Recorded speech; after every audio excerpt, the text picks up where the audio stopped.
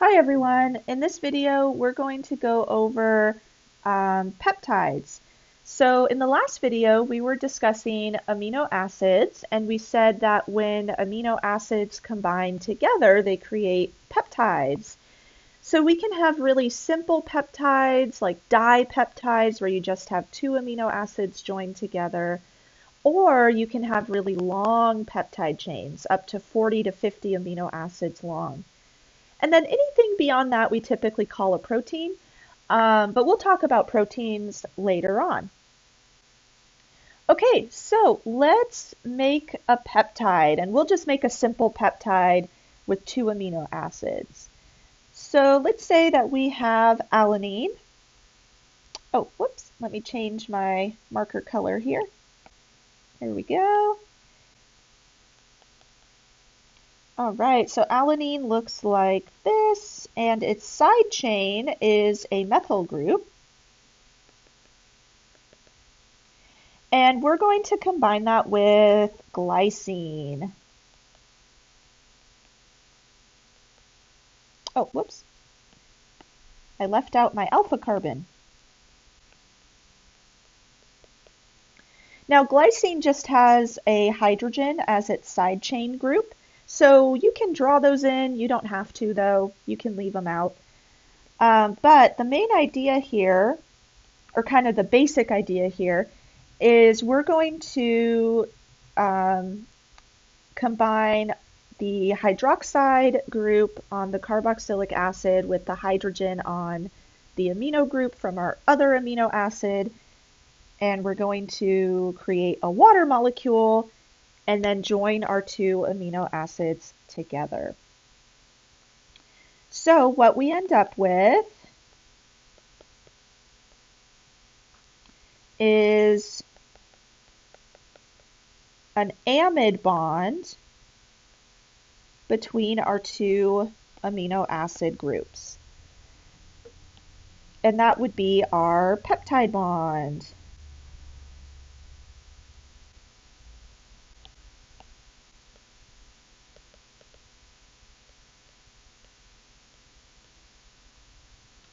Okay, now this is a bit oversimplified. Unfortunately, there's a lot of other factors that go into this, which we'll talk about in a second. But this is kind of the main idea here. We're just joining those two amino acids together to create that amide bond, or that peptide bond. Okay, so one thing too to note is that typically we always have that amino side and then the carboxylic acid side on our peptide. So the amino side is called the N-terminus. The carboxylic acid side is the C-terminus. And we typically always draw the N-terminus on the left and the C-terminus on the right. Now, if you don't want to draw this entire structure, one thing you could also do is just write the abbreviated letters, or the abbreviations for these amino acids. So, for instance, alanine has the abbreviation ALA, and then we could just say that's connected to glycine, which is GLY. You could even abbreviate that further and just use the single letter abbreviations as well. I remember I had to do some research involving amino acids back in the day, and I had all the amino acids memorized with all of their different abbreviations. And so that has gone out the window at this point. But basically, you could write like A, G, W, E, and just kind of keep going if you have a really long peptide chain. And then you could figure out the order of the amino acids that way. Okay, so I told you that I really simplified the formation of a peptide here. So let's talk about why it's a little more complicated to join two amino acids together. All right, so problem number one. So on the last slide, I told you that if we're joining two amino acids together, we're really trying to react the OH group on the carboxylic acid with the amino group on our other amino acid. However, notice that the OH group is a really bad leaving group. Now, I mean, you could see it leave potentially, but when it's on a carboxylic acid like this, it's a really bad leaving group.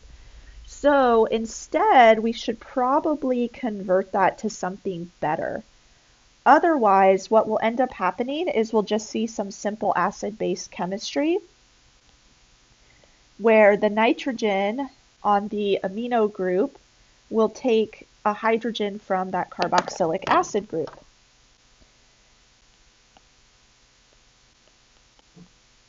So we'll just end up with a carboxylate ion there, and our nitrogen will become positively charged.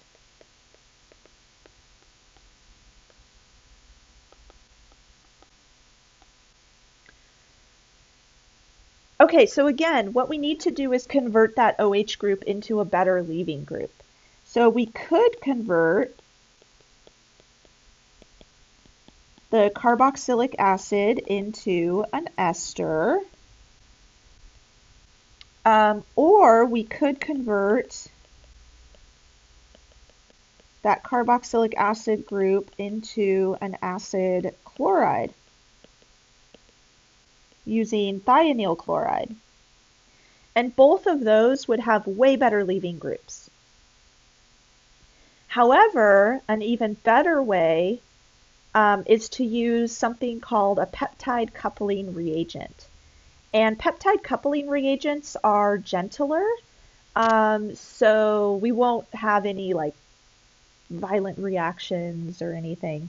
So let's write or use a peptide coupling reagent, which are gentler.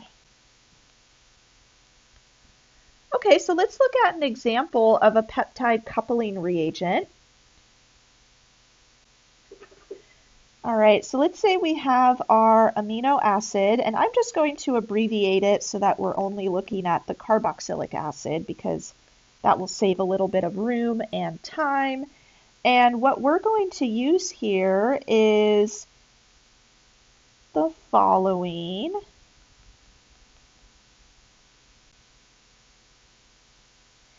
And this is called Dicyclopexyl Carbo-Diamond.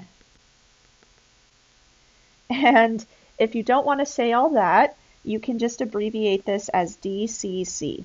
It's a lot easier. Okay, so how does this work? Well, the DCC is going to protonate one of its nitrogens using the carboxylic acid group on the amino acid. And we're going to end up forming the carboxylate ion plus a protonated form of DCC. And I'm just going to abbreviate the ring structures as CY, just to make it a little bit easier there. Okay, so that's going to end up with a positive charge then, once one of the nitrogens is protonated.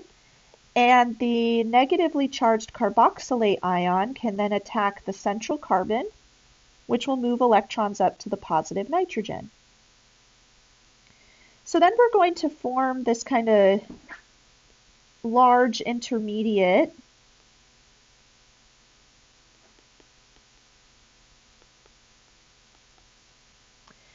And in the next step, we're then going to add our second amino acid.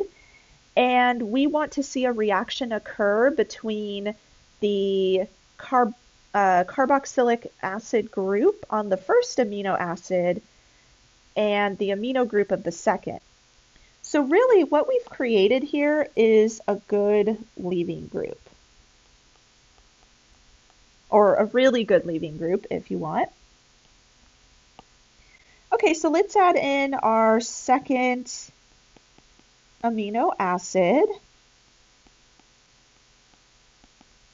And I'm really abbreviating it here just to save some room. But the amino group on this amino acid will attack the carbonyl group on our first amino acid.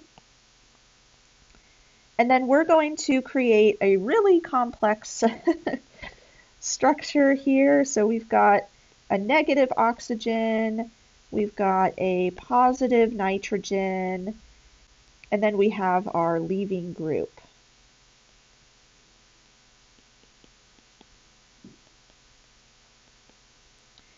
Okay, so in the next step, what we're going to do is actually transfer one of the protons from our nitrogen over to this nitrogen down here that I highlighted. So we're basically creating an even better leaving group through this process. Okay, so we're just going to do a proton transfer. So we'll just write plus minus H plus.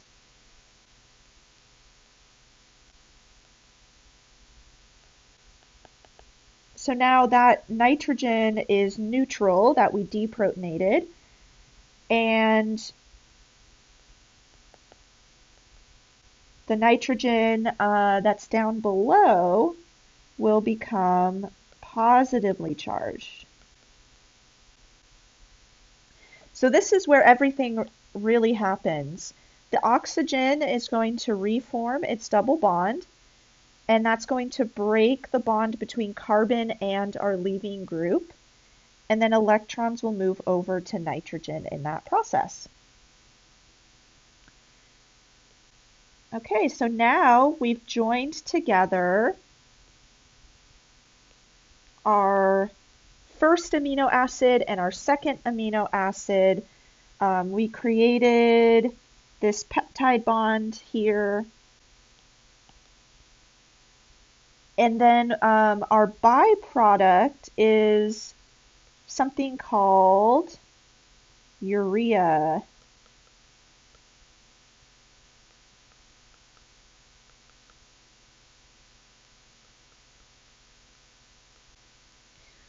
So that's what's present in urine. Okay, so again, looking back at the first slide here, the OH group on the carboxylic acid is a bad leaving group. So we would end up just seeing acid-base chemistry between the two amino acids. In order to prevent that and make sure the two amino acids actually combine, we can use DCC. I probably won't test you on this mechanism. Instead, just know that DCC is what allows amino acids to connect together, like puzzle pieces. Now, there is one other problem that can occur with peptide synthesis. So let's talk about problem number 2. Let's say we have two amino acids. So let's draw one in green and one in blue.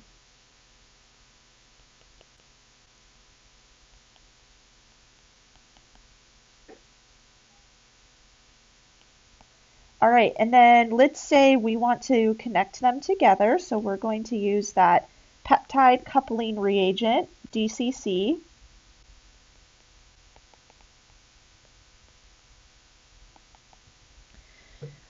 Unfortunately, the green amino acid isn't necessarily going to bond with the blue amino acid. It could bond with another copy of itself, or the blue one could combine with another copy of itself, or maybe we'll get them out of order.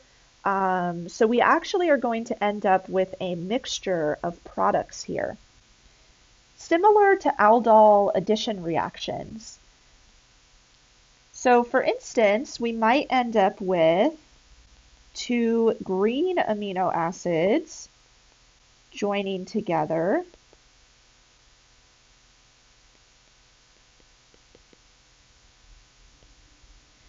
we might end up with 2 blue amino acids joining together.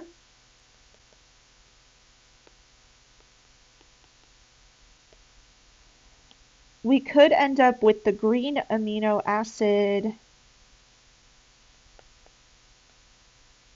creating a peptide bond with the blue amino acid, which is kind of what we were expecting.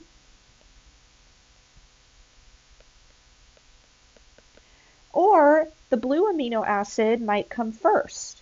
So that might be the N-terminus at the end.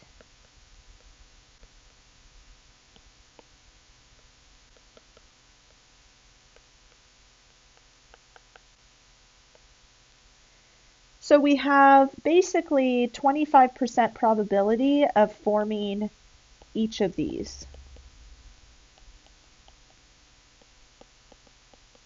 And these would be pretty difficult to separate. So how can we control which product we get at the end? Let's see what some solutions might be. So one way that we could control how these connect together is by putting protecting groups on the parts that we don't want to react. So for example, maybe we'll just block off the amino group on our first amino acid so that that doesn't react with anything.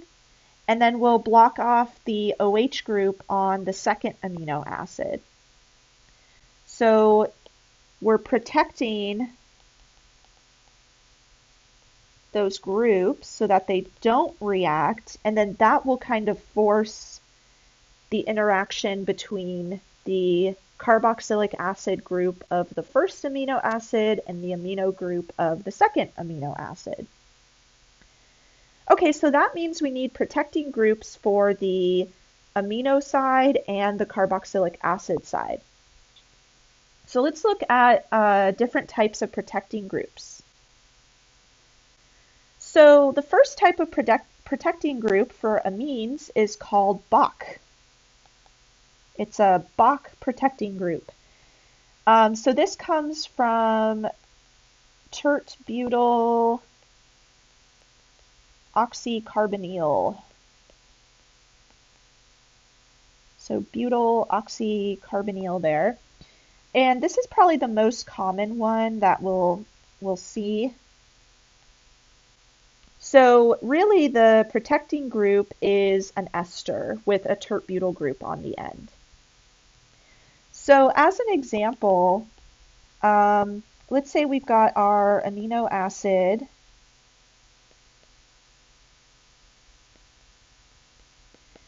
and we want to kind of protect the amino side there.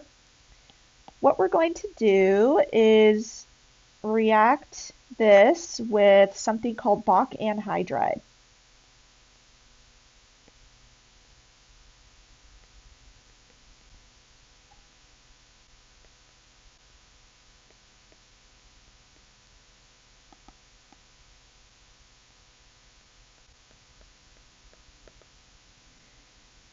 But again, all we're really going to add to that side is this ester group here.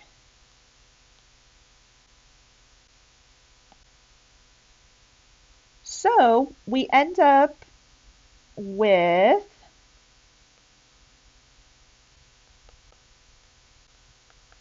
the following.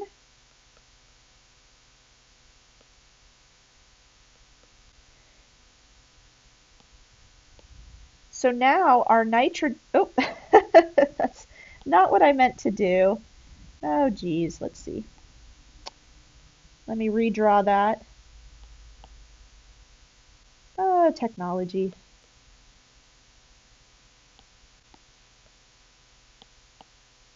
There we go. The highlighter. Okay, so now what we've done is we've created this kind of amide/ester group, and that's our Bach protecting group.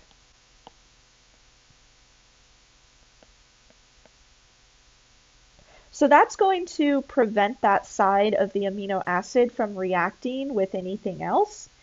And if we want to remove that group, we're going to use something called trifluoroacetic acid, or TFA. So this kind of looks like acetic acid, except the carbon has 3 fluorines attached instead of 3 hydrogens. So again, this is called trifluoroacetic acid, or TFA. And you can just write TFA as one of the reagents. All right, now let's see what we could use as a protecting group for a carboxylic acid. All right, so let's draw our amino acid. And we're going to react this with more acid and then a benzene ring that's attached to a carbon and then an OH group. And this is going to add to the side with the carboxylic acid. So what we end up with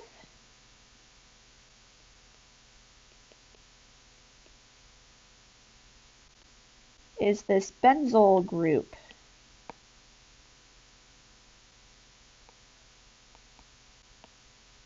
So that's going to block the carboxylic acid side from reacting with anything.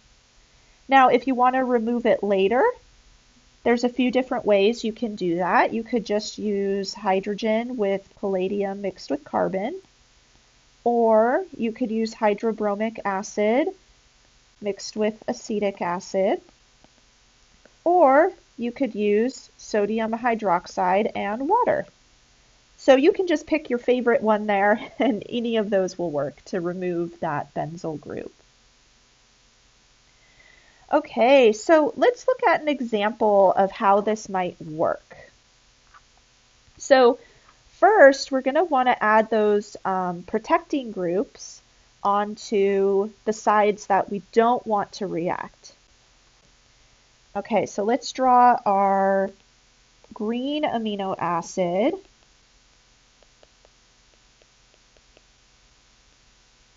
And then we'll also draw our blue amino acid.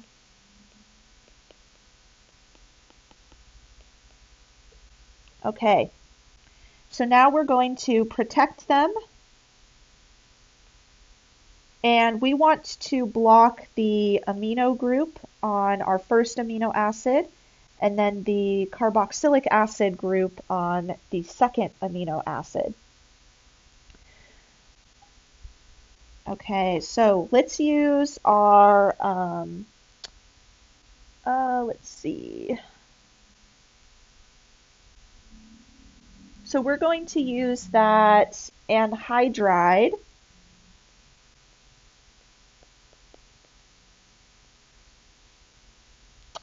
Let's make sure I'm drawing this correctly. Yes, there we go. Okay.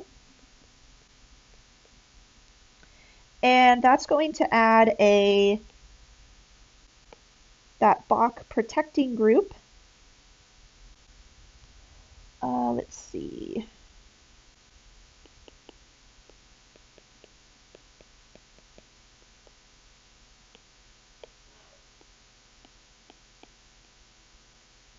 All right, so that side's blocked.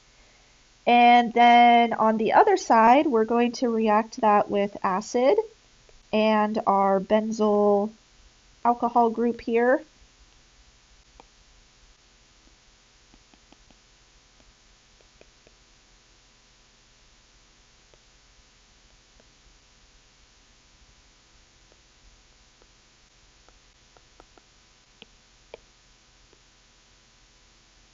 Okay, so now if we mix these two amino acids together, the first one can only react with its carboxylic acid group.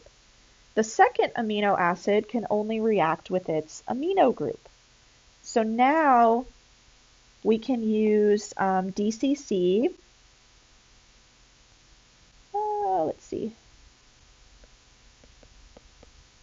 So we're going to react those two together with DCC, that peptide coupling reagent, and we'll end up with our desired peptide, although we'll still have those protecting groups on there.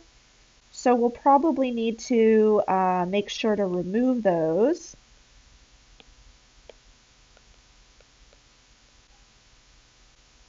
Oh, whoops. I apologize. I drew the OH group. I meant to draw the nitrogen. There we go.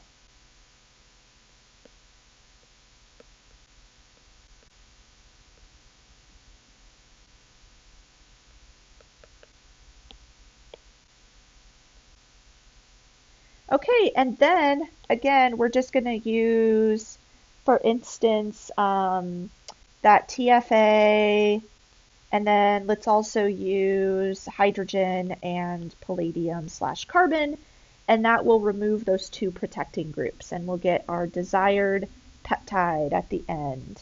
Although I kind of ran out of room, but you get the idea. Okay, so there are some other issues that can come up with peptide synthesis.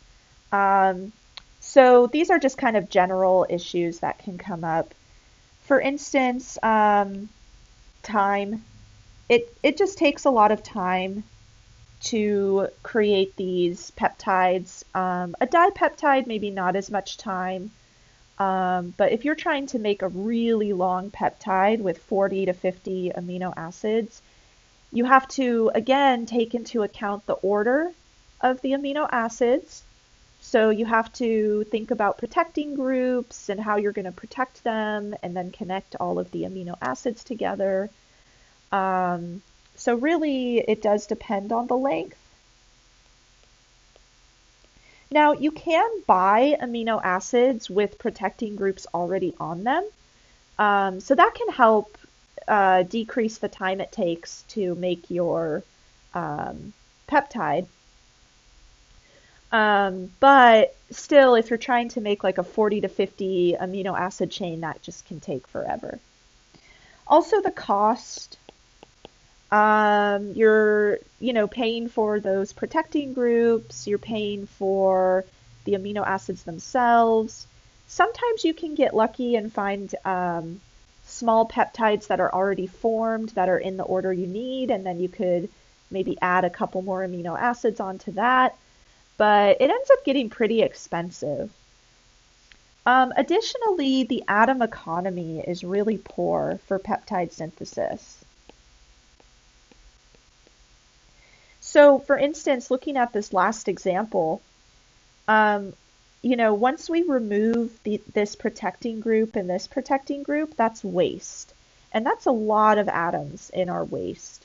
So the atom economy is really bad here for this type of synthesis. And if you're trying to add multiple amino acids together, you have to add multiple protecting groups, and then that all becomes waste. So it gets pretty costly, and it's just not very green in terms of the atom economy. All right, so I think we talked about peptide synthesis enough. In the next lecture, we'll start talking about proteins. We're just going to gloss over proteins really, but we'll talk about their structure and their function. Because there are several different types of proteins out there. So I will see you in the next video.